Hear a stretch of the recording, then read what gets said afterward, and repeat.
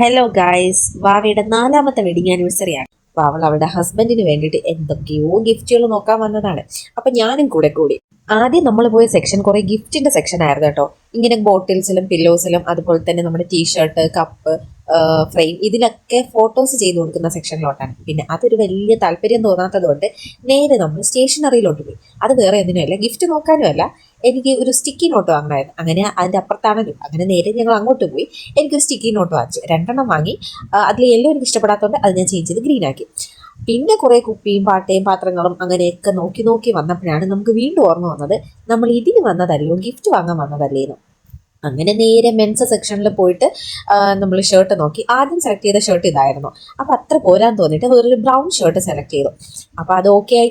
അങ്ങനെ അവളെ അതും പിടിച്ച് വെച്ചിട്ട് ഇനി അടുത്ത് നമുക്ക് പാൻറ്റ് വാങ്ങാൻ പോകണമല്ലോ എന്ന് ആലോചിച്ചുകൊണ്ട് നിൽക്കുകയാണ്.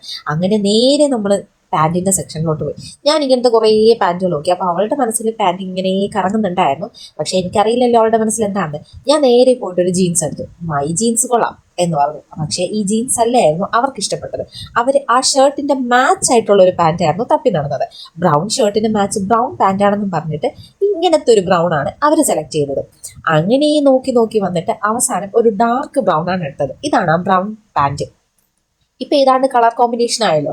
അങ്ങനെ ഇതെല്ലാം കൂടെ ബില്ല് ചെയ്ത് ഇറങ്ങിയപ്പോൾ അടുത്തവൾ എടുക്കുന്ന ഒരു സാധനമാണ് ഒരു കേർച്ചീഫ് തൂക്കിക്കൊണ്ട് നിൽക്കുകയാണ്. ഈ ഡ്രസ്സിന് മാച്ച് ആയിട്ടൊരു ബ്രൗൺ കേർച്ചീഫ്.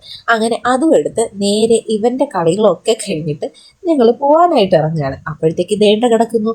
ഇത് വാങ്ങിക്കൊടുക്കുമ്പോൾ കുറച്ചുകൂടെ കളറായതിന് അപ്പോഴവർക്ക് തോന്നി.